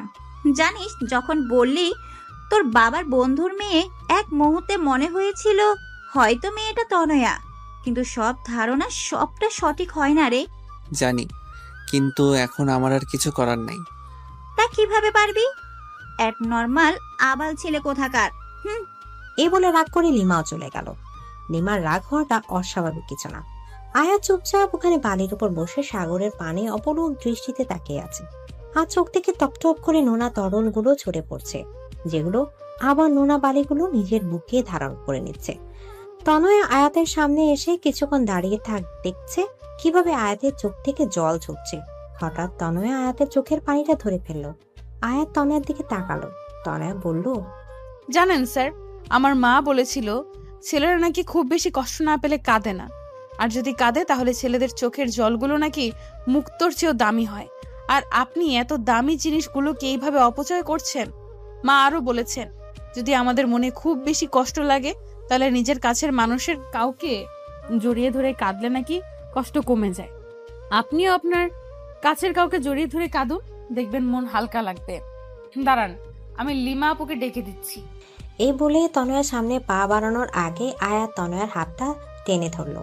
তনয় পেছনে ফিরে তাকানোর সাথে সাথে আয়াত তনয়াকে টান দিয়ে নিজের বুকের মাঝে চেপে ধরে। শক্ত করে তনয়াকে জড়িয়ে ধরে আয়াত কান্না করছে। তনয় কিছু হতভম্ব হয়ে গেল, কিন্তু আয়াতের এই অবস্থা থেকে কিছু বলল না, শুধু বলল, কি হয়েছে স্যার, আমাকে কি বলা যায়? আয়াত তনয়কে শক্ত করে জড়িয়ে ধরে আছে আর ভাবছে, আমি তোমাকে সারা জীবনের জন্য আমার বুকে রাখতে চাই, কিন্তু আমি জানি আমি হয়তো তোমাকে পাবো না। কিন্তু তবুও বেহায়া মনটা সবসময় তোমাকে আমার করে পেতে চাই। চলুন স্যার, কিছুক্ষণ সাগরের পানিতে পা ডুবিয়ে হাঁটি। সমুদ্রের বিশালতায় তাকিয়ে নিজের কষ্টগুলোকে সমুদ্রের ঢেউয়ের সাথে মিশিয়ে দেই, যাতে ঢেউ পাড়ে এসে আমাদের সকল কষ্টগুলোকে নিজের সাথে ভাসিয়ে নিয়ে গিয়ে সমুদ্রের বুকে মিলিয়ে দেয়। তারপর তনয়া আয়াতের হাত ধরে সমুদ্রের পাড়ে হাঁটতে লাগলো। আয়াত তাকিয়ে দেখছে তনয়াকে। তনয়ার চুলগুলো প্রবল বাতাসে বারবার ওর মুখে পড়ছে। আর তনয় সেগুলো বারবার সরানোর বৃথা চেষ্টা করছে। আয়াতের মন চাচ্ছে তনয়ের অবদ্ধ চুলগুলো নিজ হাতে ওর কানের পেছনে গুজে দিতে, আলতো করে তনয়ের গালটাকে ছুঁয়ে দিতে, ওর চোখের দিকে তাকিয়ে চোখের গভীরতা হারিয়ে যুগ যুগ কাটিয়ে দিতে, আর বারবার বলতে ইচ্ছা করে, I love you Tanaya, I love you lot. হঠাৎ ফোনে রিং এর শব্দে আয়াতের ভাবনা ছেদ পড়লো। হ্যাঁ লিমা বলো। সরি, তখন তোর উপর রাগ উঠে গেছিল, তাই তোকে যা তা বলে ফেলেছি। It's okay. শোন আয়াত, ভবিষ্যতে কি হবে তা হয়তো আমরা জানি না, কিন্তু বর্তমানটা তো আমরা নিজের মতো করে সাজাতে পারি। তোর জীবনে পরবর্তীতে কি হবে তা আল্লাহর উপর ছেড়ে দে, কিন্তু যে 2 দিন তুই এখানে আছিস তনয়ার সাথে ভালোভাবে কথা বল, ওর সাথে ভালো সময় কাটা। হতে পারে এই 2 দিন তোর জীবনের সবচেয়ে সুখের মুহূর্ত হয়ে স্মৃতির পাতায় রয়ে যাবে। পারলে আমার কথাটা রাখিস। বাই। লিমা ফোনটা কাটলে আয়াত ফোনটা পকেটে রেখে তনয়াকে বলল, তনয়া। হ্যাঁ বলুন স্যার। আচ্ছা তনয়া, যে 2 দিন আমরা এখানে থাকবো সেই 2 দিন কি আমরা বন্ধু হতে পারি? কেন নয়? থ্যাঙ্কস। তনয়া আয়াতকে ধাক্কা মেরে পানিতে ফেলে দিয়ে হাসছে। এটা কি করলে? কেন আমরা না এখন বন্ধু? আচ্ছা দাঁড়াও, তোমাকেও চোবাবো এখন। নো। সারাদিন দুজন অনেক মজা করলো। তারপর সন্ধ্যাবেলা দুজন হেঁটে হেঁটে হোটেলে ফিরছিল। তখন আয়াত হাঁটছে আর ভাবছে, যেদিন তনয় সত্যিটা জানবে ও ঠিক কিরকম রিয়াক্ট করবে তা ভেবে মনটা সমুদ্রে ওঠা অশান্ত ঝড়ের মতো উথাল পাথাল করছে। কক্সবাজারে যে 2 দিন ছিল সেই 2 দিন আয়াত আর তনয়া খুব সুন্দর সময় কাটিয়েছে। লিমার সাথে ওরা দুজন অনেক জায়গা ঘুরেছে। তনয়া আয়াতকে সুন্দর একটা শামুকের তাজমহল শোপিস গিফট করলো। আয়াত প্রথমে নিতে চায়নি, কিন্তু তনয়ের ছেলে মানুষের কাছে হার মানতে হলো। স্যার জানেন, তাজমহল হচ্ছে ভালোবাসার প্রতীক। আয়াত তনয়ার কথার কোনো উত্তর দিল না, শুধু তনয়াকে সুন্দর একটা ওড়না গিফট করলো। তনয়া ওড়নাটা পেয়ে ভীষণ খুশি। তনয়া মনে মনে ভাবছে হয়তো পরীক্ষার পর স্যারকে প্রপোজ করবে। কিন্তু তনয়া সত্যিটা কি জানলে হয়তো নিজের হুঁশই হারিয়ে ফেলবে। তারপর ওরা বাড়ি ফেরার দিনও তনয়া 3 বার বমি করে, আর তখন আয়াত ওকে ভীষণ কেয়ার করেছিল। বমি করার পর ক্লান্ত হয়ে তনয়া আয়াতের কাঁধে ঘুমিয়েছিল। তনয়া যখন আয়াতের কাঁধে মাথা দিয়ে ঘুমাচ্ছিল তখন গাড়ি চলার গতিতে তনয়ার মাথাটা বারবার নিচের দিকে পড়ে যাচ্ছিল বলে আয়াত তার একটা হাত দিয়ে তনয়ার মাথাটা ধরে রেখেছিল। আয়াত যখনই তনয়ার মুখের দিকে তাকায় তখনই অজানা এক প্রশান্তিতে আয়াতের বুকটা ভরে যায়। কেন যেন তনয়ার থেকে নিজের চোখ সরাতেই পারে না। তারপর নিজেকে বলে মিথ্যা স্বপ্ন দেখে কোনো লাভ নেই, কারণ মিথ্যা সব মানুষকে শুধু মিথ্যা আশা দেয় আর কষ্ট দেয়, এর বাইরে কিছুই দেয় না। তনয় কিছুটা পথ ঘুমিয়েছিল আর কিছুটা পথ ঘুমের অভিনয় করেছিল, কারণ ঘুম ভাঙলে যে আয়াত তার কাঁধটা সরিয়ে নিবে। তনয়া আয়াতের কাঁধে মাথা রেখে ভাবছিল, ইস, এভাবে যদি সারা জীবন ওর কাঁধে মাথা রেখে থাকতে পারতাম। জানি না কি লেখা আছে আমাদের ভাগ্যে, কিন্তু ভাগ্যে যাই লেখা থাকুক না কেন, সারা জীবন আমি আমার অঙ্ক টিচারকেই ভালোবাসবো। বরিশাল পৌঁছাতে পৌঁছাতে অনেক রাত হয়ে গেল। প্রায় সব মেয়েদেরই বাড়ির লোক এসে নিয়ে গেছে, কিন্তু তনয়ার বাবা সেদিন শহরে ছিল না। তাই তনয়ার মা আয়াতকে ফোন করে বলেছে ও যেন তনয়াকে বাড়ি পৌঁছে দেয়। তাই আয়াত তনয়াকে নিজের গাড়িতে করে তনয়াদের বাড়িতে দিকে যায়। এখন কেমন লাগছে তনয়া? জি মোটামুটি ভালো। তোমার কি জার্নি অ্যালার্জি আছে? জি স্যার, আসলে আমি এত দূর বাসে কখনো ট্রাভেল করিনি। ও, তোমার বাড়ি এসে গেছে? ও, ভেতরে আসুন স্যার। না, অনেক রাত হয়ে গেছে, এখন আর ভিতরে যাব না, বাড়ি যাব। ওকে, কিন্তু একবার গাড়ি থেকে বাইরে বের হন। কেন? আরে আগে বের হন তারপর বলছি। আয়াত গাড়ি থেকে বের হয়ে দাঁড়াতে তনয়া হুট করে আয়াতকে জড়িয়ে ধরলো। আয়াত কিছুটা হতবাক হয়ে গেল। তনয়া অনেকক্ষণ আয়াতকে জড়িয়ে ধরে বলল, আমি জানি না পরীক্ষার পর আপনার সিদ্ধান্ত ঠিক কি হবে, কিন্তু এই যে 2 দিন আপনার সাথে কাটালাম, এটা আমার জীবনের সবচেয়ে স্মরণীয় দিন হয়ে আমার মনের মণিকোঠায় সারা জীবন গেঁথে থাকবে। আপনি যেমন আমার মনে গেঁথে আছেন, ঠিক তেমনি এই স্মৃতিগুলো গেঁথে থাকবে। ধন্যবাদ স্যার, আমার সাথে এত সুন্দর 2 দিন কাটানোর জন্য। আয়াত আর কিছু বলল না, নিজেকে তনয়ের থেকে ছাড়িয়ে চুপচাপ চলে গেল। পরের দিন থেকে সবাই লেখাপড়ায় অনেক ব্যস্ত হয়ে পড়ে, কারণ সামনে পরীক্ষা। আয়াত তনয়ের সাথে কথা বলে, কিন্তু কম। তনয় পড়ার প্রেশার আপাতত ভালোবাসার পোকাগুলোকে বাক্সে বন্ধ করে রেখেছে। ওদের পরীক্ষা শুরু হলো। পরীক্ষার মধ্যে তনয় 18তে পাপ দিল, কিন্তু পরীক্ষার কারণে কোনো সেলিব্রেশন হয়নি। আজ ওদের পরীক্ষা শেষ হলো। তনয়ের পরীক্ষা খুব ভালো হয়েছে, কারণ ও আয়াতকে প্রমিস করেছিল। পরীক্ষা শেষ হওয়ার পর তনয়া অধীর আগ্রহে আয়াতের ফোনের অপেক্ষা করতে লাগলো, কিন্তু প্রায় 1 মাস হয়ে গেছে, কিন্তু আয়াত ওকে দেখা করতে বলছে না। ফোনে তনয়ার সাথে কথা হলেও এই বিষয়টা আয়াত সব সময় এড়িয়ে যায়। এড়িয়ে যাবে না তো কি করবে?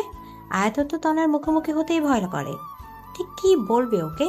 কিন্তু তনয়া আর অপেক্ষা করতে পারছে না, তাই সরাসরি আয়াতকে ফোন দিয়ে বলল, আপনি দেখা করবেন নাকি আমি আপনার বাসায় আসবো? না না, তার দরকার নেই। আসলে আমি তো এখন কিছু কাজে ঢাকা এসেছি, 2 সপ্তাহ পর আসতেছি। যেদিন আসবো তার পরের দিনই তোমার সাথে দেখা করব। 2 সপ্তাহ পর তনয় একটা রেস্টুরেন্টে বসে আয়াতের জন্য অপেক্ষা করছে। এই 2 সপ্তাহ যে তনয় ঠিক কিভাবে কাটিয়েছে তা শুধু তনয়াই জানে। কিছুক্ষণ পর আয়াত আসলো। তনয়ের বুকটা দুরু দুরু করছে, আয়াত ঠিক কি বলবে এটা ভেবে। কেমন আছো? ভালো। আপনি? ভালো। কিছু খাবে? না না স্যার। স্যার, আপনি যেন কি বলতে চাইছিলেন? হ্যাঁ, কিন্তু ঠিক কিভাবে বলবো সেটা ভাবছি। তনয়া, আমার বিয়ে ঠিক হয়ে গেছে। তনয় অবাক চোখে আয়াতের দিকে তাকালো। তারপর আয়াত ওর বাবার ওর ভাইয়ের সব কথা বলল।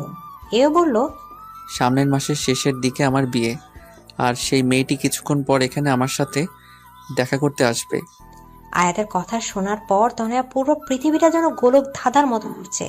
চোখ দুটো ঝাপসা হয়ে যাচ্ছে, নিজের ওপর যেন কোনো নিয়ন্ত্রণ রাখতে পারছে না।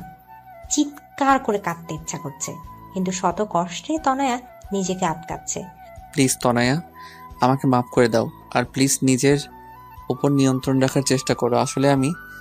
থাক স্যার, আপনার আমাকে কোনো এক্সপ্লেনেশন দেওয়ার দরকার নেই। আমি আপনাকে জানি। মেয়েটির নাম কি স্যার? আমি জানি না। কি বলেন? যার সাথে বিয়ে হবে তার নাম জানেন না? This is not fair sir. আচ্ছা, ভাবি কি এখন আসবে? আমি কি তাকে একবার দেখতে পারি? ভয় নাই, আমি আমার বিষয়ে কিচ্ছু বলবো না। তনয়া, আর ইউ ওকে? কেন? Yes sir, I am absolutely ওকে। আরে, আপনি আবার এটা ভাবছেন না তো যে আমি উল্টোপাল্টা কিছু করে ফেলবো? পাগল নাকি স্যার? আমি তনয়া, আর আমি এতটা সাহসী নই যে নিজের জাহান্নামের টিকিট নিজে কাটবো। তনয়ার এমন কথা শুনে আয়াতের মুখের ভাষা যেন হারিয়ে গেছে, কিছুই বলতে পারছে না। কিছুক্ষণের মধ্যে সেই মেয়েটা আসলো, এসে আয়াতকে বলল, are you Ayat? I am Abani. Yes, বসুন। উনি? হাই, আই এম তনয়া, আয়াত স্যারের স্টুডেন্ট। ও হাই। তো আপনি আমাদের ভাবি হবেন? আপনি জানেন আপনি অনেক লাকি, কারণ আপনি আয়াত স্যারকে নিজের জীবনসঙ্গী হিসেবে পাচ্ছেন। স্যার অনেক ভালো মানুষ। এখানে এসেছিলাম কিছু কাজের জন্য, কিন্তু স্যারকে দেখে তার সাথে একটু কথা বললাম। I hope you don't mind. No no. আচ্ছা, আমি তাহলে আসি, কিছু কাজ বাকি আছে। বাই ভাবি। By sir. তনয়া একটিবারের জন্য আয়াতের দিকে তাকালো না, শুধু সামনের দিকে তাকিয়ে হাঁটছে। আজ তনয়া পা দুটো যেন চলছে না, মনে হচ্ছে পেছন থেকে কেন অদৃশ্য শক্তি ওর পা দুটোকে আটকে রেখেছে। কিন্তু তনয়ার এমন আচরণে আয়াত অনেক অবাক হলো। তনয়া চলে যাচ্ছে, আয়াত হা হয়ে ওর যাবার পানে তাকিয়ে আছে। তনয়া নিজের অবাধ্য চোখের জলগুলোকে মোছা বৃথা চেষ্টা করছে। আয়াত বুঝতে পারছে তনয়ার মনের অবস্থা, কারণ আয়াতের মনের অবস্থাও ঠিক একই রকম। তনয়া চলে যাওয়ার পর আয়াত নিজেকে আর ঠিক রাখতে পারছিল না, তাই অবনীকে বলল, আমার খুব মাথা ব্যথা করছে, আমরা কি পরে একদিন কথা বলতে পারি? ঠিক আছে। আয়াত বাড়ি এসে বারবার তনয়াকে ফোন করছে, কিন্তু কেউ ফোন ধরছে না। তারপর বাধ্য হয়ে তনয়ার বাবার ফোনে ফোন করে। আঙ্কেল, তনয়া কি করছে? তনয়ার বাবা বলল, তনয়া নাকি টিভি দেখছে, কার্টুন দেখছে আর পাগলের মতো হাসছে। এই মেয়েটা না পুরো পাগল। ফোনটা একটু তনয়াকে দিবেন? তনয়ার বাবা ফোনটা তনয়াকে দিয়ে বলল, আয়াত ফোন করেছে। হ্যালো স্যার, কেমন আছেন? ভাবি কেমন আছে?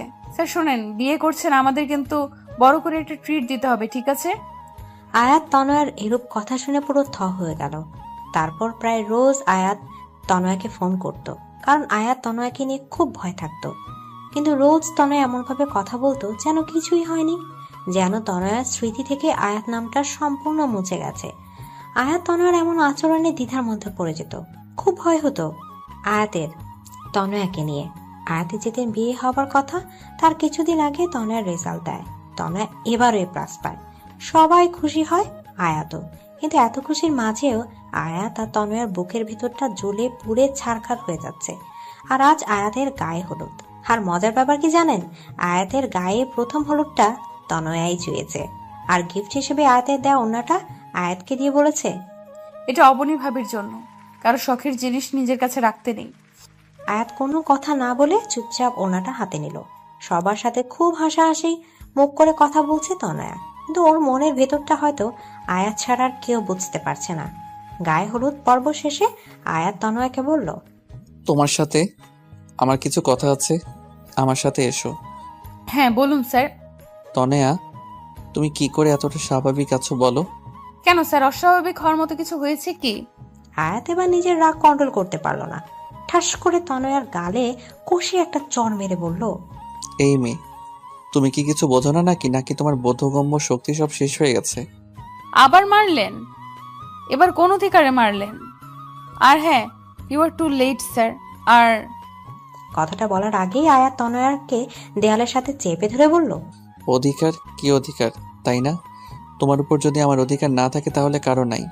হ্যাঁ, তো রাগ দেখানোর কোনো প্রয়োজন নাই। কিসের জোরে আপনি আমার উপর অধিকার খাটাচ্ছেন? এই বলে তনয়া চলে যেতে চাইলে আয়াত তনয়াকে আরো শক্ত করে দেয়ালের সাথে চেপে ধরে। আয়াত তনয়ার একদম কাছে চলে যায়, এতটা যে একে অপরের নিঃশ্বাসের অনুভূতি পাচ্ছিল। আয়াত তনয়ার কাছে গিয়ে বলল, আমার ভালোবাসার জোরে আমি তোমার উপর অধিকার খাটাচ্ছি। একদিন পর যে অন্য কাউকে নিজের স্ত্রী হিসেবে স্বীকার করবে, তার মুখে ভালোবাসা অধিকার নামক কথা শোভনীয় লাগে না। আয়াত তনয়ার হাতটা শক্ত করে ধরে বলে, চলো, আজ এখন সবার সামনে আমি তোমাকে বিয়ে করব। দেখি কে কি করে, আমি কারো পরোয়া করি না। প্লিজ স্যার, রাগের মাথায় কোনো কাজ করবেন না। রাগ মানুষের গোছানো কাজকেও নষ্ট করে দেয়। প্লিজ বোঝার চেষ্টা করুন। Just set up. আয়াত তনয়াকে ওর বাবার কাছে নিয়ে যাবে, এর মধ্যে লিমা এসে বলল, আয়াত ভাইয়া এসেছে তার বউ নিয়ে। কি আর বাবা? আয়াত, তনয়া, লিমা তাড়াতাড়ি আয়াতের বাবার কাছে যায়। গিয়ে দেখে আয়াতের বাবা আয়ান ভাইয়ের সাথে কথা বলছে। আজ আয়াতের জন্য তোকে মাফ করে দিলাম। দেখো, আজ আয়াত আমাকে কত বড় খুশি দিচ্ছে। দেখো, আয়াত আমাকে দেয়া কথা রেখেছে, তাই এই খুশি কারণে আমি তোমাকেও মাফ করে দিলাম। আয়াতের বাবা এই খুশি দেখে আয়াত আর কিছু বলতে পারলো না। তনয়া আয়াতকে সাইডে এনে বলে, দেখুন স্যার, আজ আপনার বাবা কত খুশি। আপনি কি চান তার এই খুশিটা নষ্ট হয়ে যাক? দেখুন স্যার, আমার আপনার উপর কোনো রাগ বা ক্ষোভ নেই। কেন জানেন? কারণ আপনি নিজের খুশির কথা না ভেবে আপনার বাবার খুশির কথা ভেবেছেন। আর এই জন্যই আমি আপনাকে না পাওয়ার জন্য মনে কোনো রাগ রাখি নাই। হ্যাঁ, আপনাকে না পাওয়ার দুঃখ, কষ্ট, আফসোস তো আছে, আর সারা জীবন থাকবে। কিন্তু আমি এটা ভেবে নিজেকে সামলে নেব যে আপনার বাবা মা আর আপনি সুখে আছেন। স্যার, বাবা মায়ের মতো কেউ হয় না। স্যার, আপনি তাদের কথা মেনে নিন। বাবা মাকে কষ্ট দিয়ে কেউ জীবনেও সুখী হতে পারে না, খুশি হতে পারে না। আর বাবা মাকে সুখী করার জন্য যদি নিজে কষ্ট পায়, তাহলে আল্লাহ সে কষ্টের প্রতিদান একদিন না একদিন ঠিকই দিবে। চলি স্যার, ভালো থাকবেন। আমি আজকেও আসতাম না, কিন্তু আজ শেষবারের মতো আপনাকে একবার দেখার লোভ সামলাতে পারলাম না। ভালো থাকবেন। এটা বলে তনয়া ওখান থেকে চলে গেল। আর আয়াত হা হয়ে ওর যাবার পানে তাকিয়ে আছে। তনয়া একবারের জন্য পিছু তাকায়নি, হয়তো নিজের চোখের জলটা আয়াতকে দেখাতে চায়নি তাই। আজ আয়াতের বিয়ে, কিছুক্ষণের মধ্যেই বিয়ে হয়ে গেল। আয়াতের ঘোরের মতো লাগছে, একটা ঘোরের মধ্যে বিয়েটা হয়ে গেল। আয়াত মুখ থেকে যখন কবুল বলছিল তখন ও কলিজাটা যেন ছিঁড়ে যাচ্ছিল। বিয়ে হবার কিছুক্ষণ পর আয়াত তনয়ার কাছে ফোন করলো। ফোনটা নেহা ধরলো। হ্যাঁ স্যার, বলেন। তনয়া কোথায়? বেঁচে আছে, ভয় নেই আপনার, আমার পাশেই আছে। কিন্তু আমি আপনাকে ওর সাথে কথা বলতে দিব না। আপনি আপনার নতুন বউয়ের কাছে যান। এই বলে নেহা ফোনটা কেটে দিল। আয়াত আর কথা বাড়ালো না। রাত অনেক হলো, কিন্তু আয়াত নিজের রুমের দিকে যাবার নামও করছে না। ওর ভাবি ওকে জোর করে রুমের ভিতরে ঢুকিয়ে দিল। আয়াত রুমে ঢুকে কিছুক্ষণ নীরব থাকলো, তারপর ধীরে ধীরে বিছানার কাছে গিয়ে বলল, সরি অবনী, আমি আসলে তোমাকে বিয়ে করতে চাইনি। আমি অন্য একজনকে ভালোবাসি। তোমাকে স্ত্রী হিসেবে মেনে নেওয়া আমার পক্ষে সম্ভব না, পারলে আমাকে মাফ করে দিও। এই বলে আয়াত যাওয়া ধরলেই মেয়েটা আয়াতের হাতটা টান দিয়ে বিছানায় ফেলে দিয়ে আয়াতের পাঞ্জাবির কলার ধরে বলল, ওই, আমাকে কি রবি সিমের মতো ফ্রি পাইছেন যে যখন খুশি চর মারবেন, যখন খুশি ভালোবেসে জড়িয়ে ধরবেন, যখন খুশি বলবেন বিয়ে করবেন না, আবার বিয়ে করে বলবেন স্ত্রী হিসেবে মেনে নেবেন না? কি সমস্যা কি আপনার? আয়াত কথাগুলো শুনে অবাক হয়ে মেয়েটির দিকে তাকিয়ে তার থেকে অ্যাকশনগুলো বেশি শক খেলো। কারণ মেয়েটি আর কেউ নয়, তনয়া। আয়াত যেন কিছুক্ষণের জন্য নিজের চোখে বিশ্বাস করতে পারছে না। মনে হচ্ছে স্বপ্ন আর বাস্তব দুনিয়ার মাঝে একটা আলাদা দুনিয়া তৈরি হয়ে গেছে, আর আয়াত সে দুনিয়ার হারিয়ে গেছে। তনয়া জোরে আয়াতের হাতে একটা চিমটি কাটলো। আয়াত নিজের চেতনা ফিরে পেল, হকচকিয়ে বলল, তনয়া তুমি? কি স্যার, সারপ্রাইজটা কেমন লাগলো? অবনী কোথায়? ইস, অবনীর খুব চিন্তা হচ্ছে না? আমি অবনীকে মেরে ফেলেছি। আয়াত যেন কিছুই বুঝতে পারছে না। এর মধ্যে কি যেন দরজায় টোকা দিল। আয়াত দরজা খুলে দেখে অবনী দাঁড়িয়ে হাসছে। হাই দুলাভাই, হোয়াটসঅ্যাপ? এখনো বাসর শুরু করা হয়নি বুঝি? তো আমার জন্য অপেক্ষা করছিলেন বুঝি? আয়াত আবার একটা ধাক্কা খেল। এদিকে তনয়া আর অবনী মিলে হাসছে। এর মধ্যে বাড়ির সব লোক, যেমন আয়াতের বাবা মা, ভাইয়া ভাবি, লিমা, নেহা সেখানে উপস্থিত হলো। সবাই হাসছে। আয়াত যেন বোকা হয়ে গেছে। কোনটা সত্যি কোনটা মিথ্যা তা যেন একটা ভ্রমের মতো লাগছে ওর। বাবা, এসব কি হচ্ছে? আমি জানতাম না যে আমার ছেলে তার বাবা মায়ের জন্য নিজের ভালোবাসা মানুষটাকেও ছাড়তে পারে। মানে? তোমার বিয়ে কখনোই অবনীর সাথে ঠিক হয়নি। তোমার বিয়ে অনেক আগে থেকেই তনয়ার সাথে ঠিক হয়ে আছে। অবনী তয়নার কাজিন। তয়না যখন আমাদের বাসায় পড়তে আসতো তখন থেকে আমি বুঝেছিলাম যে তুমি তয়নাকে ভালোবাসো, কিন্তু আমি দেখতে চেয়েছিলাম তুমি তোমার বাবাকে কতটা ভালোবাসো। তাই তোমার বিয়ে তনয়ের সাথেই ঠিক করেছিলাম, কিন্তু ছবি দেখালাম অবনীর সাথে, মানে তয়নার কাজিনের। কিন্তু আমি শেষ পর্যন্ত দেখতে চাইছিলাম যে তুমি তনয়ের ভালোবাসায় মোহিত হয়ে নিজের বাবা মাকে ছেড়ে যাও কিনা, কিন্তু তুমি তা করোনি। তুমি তোমার বাবা মায়ের চাওয়াটাকে প্রাধান্য দিয়েছো। তোমাকে নিয়ে আজ আমার সত্যি গর্ব হচ্ছে। তার মানে তনয়া সব জানতো? না, তনয়া জানে, মাত্র 3 মাস ধরে। কারণ তনয়ার জন্মদিনে তনয়াকে আমি উপহার স্বরূপ তার অঙ্ক টিচারকে গিফট করেছি। কারণ তনয়াই আমাকে ভালোবাসার আসল মানে শিখিয়েছে। আমার ভাইয়া আর ভাবিকেও সে ফিরিয়ে এনেছে। সরি স্যার, আমার জন্মদিনের দিন যখন বাবা সব খুলে বলল তখন আমি খুশিতে ঠিক কী করব ভেবে পাচ্ছিলাম না। আপনার সামনে দুঃখী হবার অ্যাক্টিং করতে আমার ভীষণ খারাপ লেগেছে, কিন্তু আমি আপনার বাবাকে ওয়াদা করেছিলাম আপনাকে কিছু বলবো না, তাই। আয়াত রাগে দুঃখে কোনো কথা বলতে পারছে না। রাগের চোটে ওখান থেকে সোজা ছাদে চলে গেল। বাবা, উনি তো রাগ করলেন, এখন আমি কি করব? আমাদের মতো বুড়ো বুড়িদের এর মধ্যে নাটানাই ভালো। আয়না মা, চলো, অনেক রাত হয়েছে। তনয়া বোকার মতো সবার যাওয়ার পানে তাকিয়ে রইল।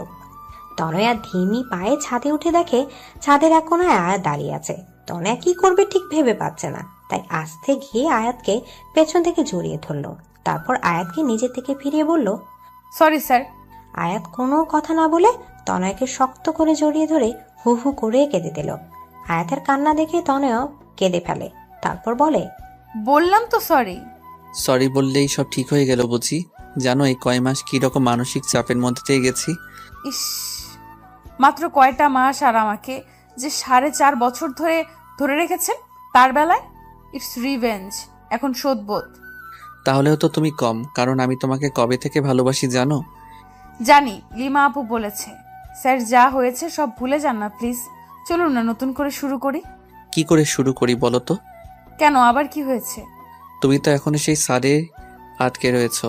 আমি এখন তোমার বর, বুঝলা? আয়াত তনয়াকে শক্ত করে জড়িয়ে ধরে কপালে একটা ভালোবাসার পরশ এঁকে দেয়। That's not fair sir. Why? চর মারলেন গালে আর ভালোবাসা কপালে? শুধু গালে কেন, সব জায়গায় ভালোবাসা দিয়ে দেই। এই একদম না।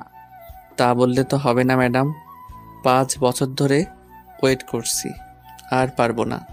অতঃপর তনয়া এখন অঙ্কের উপর অনার্স করছে। আর মজার বিষয় কি জানেন, আয়াত সেই কলেজেই প্রফেসরগিরি শুরু করেছে। তনয়াকে দুবেলা অঙ্ক, সাথে সাথে ভালোবাসার পাঠটাও শেখায়।